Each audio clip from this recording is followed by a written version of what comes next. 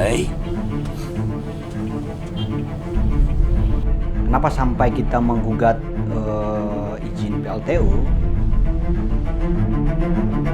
Kita ini penting untuk digugat sebagai langkah perlawanan kita terhadap satu, bagaimana membicarakan tentang perubahan iklim, krisis iklim, dan Indonesia harus komit di perubahan iklim.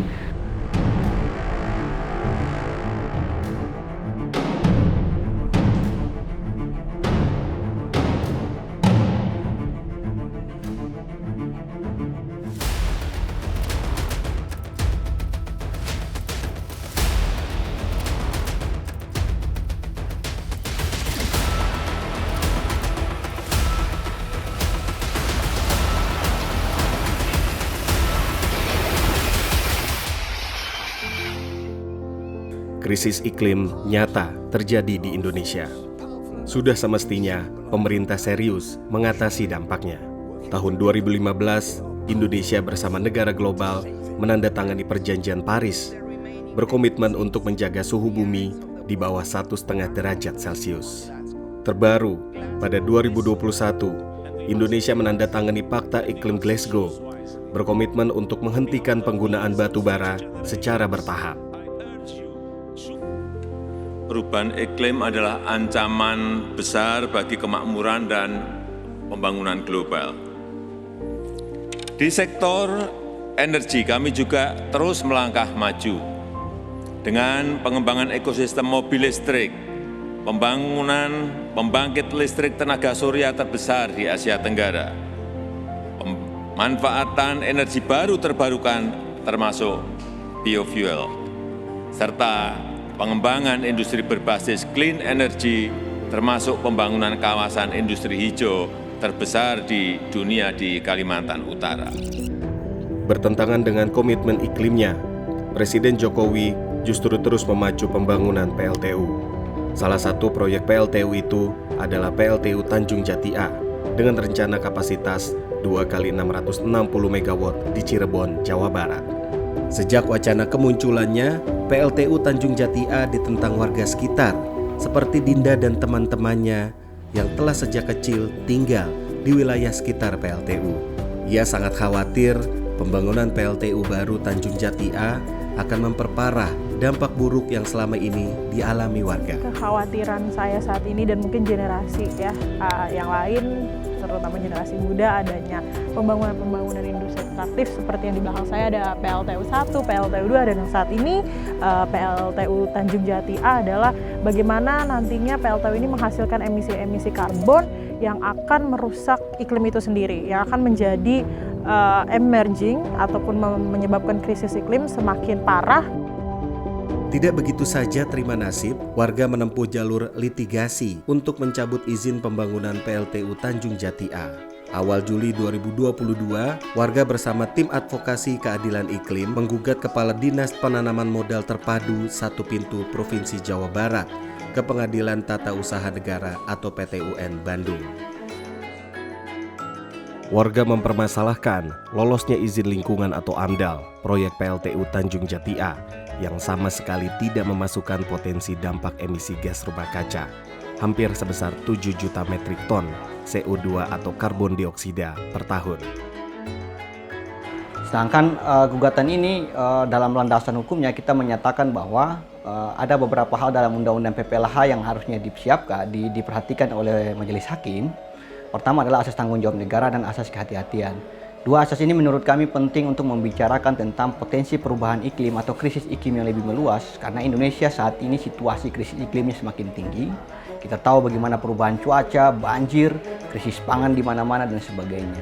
Sidang gugatan penghentian pembangunan PLTU Tanjung Jati A saat ini telah memasuki tahapan mendengar saksi fakta dan keterangan ahli. Karena penting gas rumah kaca ini, maka itu sesuatu yang harus dikaji di dalam AMDAL. AMDAL itu memuat harus kajian evaluasi lingkungan secara holistik.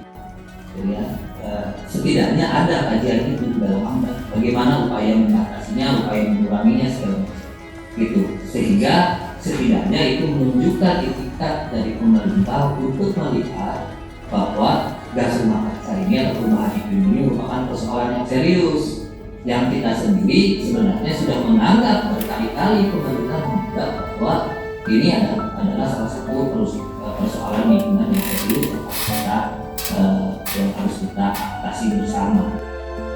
Proyek PLTU Tanjung Jati A tidak hanya absen memperkirakan potensi krisis iklim dalam dokumen AMDAL-nya, tetapi juga mengabaikan potensi kerugian negara.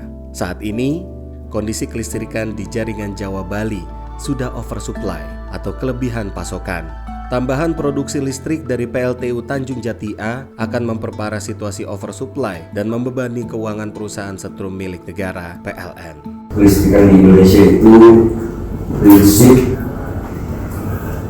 take or pay clause. Jadi kalau pembangkit listrik itu kan semua pembangkit listrik menjualnya kepada PLN. Nah, jadi kalau PLN tidak perlu, ya, dia harus tetap membayar. Atau kalau tidak diambil, ya bayar begitu.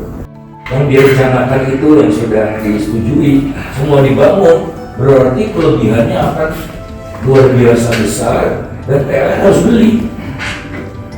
PLN harus beli, PLN-nya rugi. Kalau PLN-nya rugi, negara harus suntikan modal. Kan PLN-nya dibiarkan bangkrut oleh pemerintah. Jadi biasanya pemerintah menyuntikkan modal PMN, penyertaan modal negara. Tahun 2022 PLN ini dapat penyertaan modal negara juga belasan triliun sudah. Gugatan warga juga menyoroti soal potensi kehilangan mata pencarian bagi petambak garam dan nelayan akibat pembangunan PLTU Tanjung Jati A. PLTU Tanjung Jati A atau Jawa 3 ini dibangun di lahan budidaya tambak garam milik warga.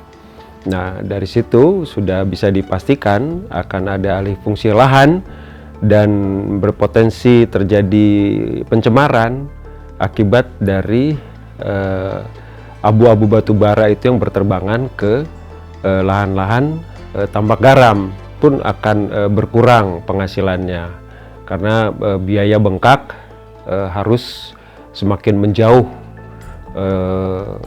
saat mencari ikan karena di perairan yang terdekat dengan lokasi PLTU itu sudah kualitas biodiversitas lalu kualitas air lautnya sudah buruk ya, jadi akan ada kos penambahan biaya operasional nelayan itu karena harus berlayar lebih ke tengah. Biasanya tuh bulan 7 itu udah panen.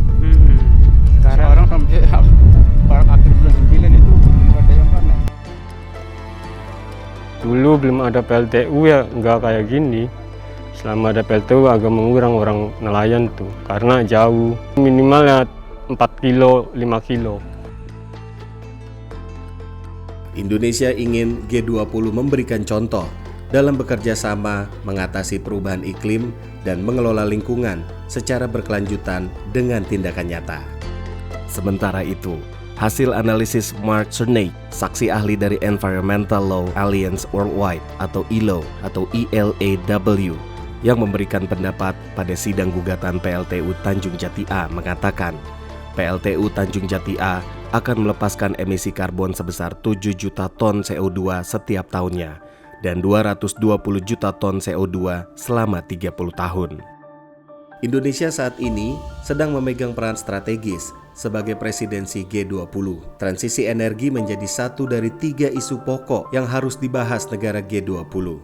Jika Presiden Jokowi berambisi menjadikan Indonesia sebagai contoh dalam usaha transisi energi, maka sudah seharusnya Presiden Jokowi meninjau ulang dan mengevaluasi target pembangunan proyek PLTU, termasuk proyek 35.000 megawatt. Presiden Jokowi harus menunjukkan aksi nyata komitmennya di komunitas global dengan berhenti membangun PLTU batubara yang merugikan keuangan negara dan merusak lingkungan. Jika tidak, maka komitmen Presiden Jokowi hanyalah omong kosong belaka.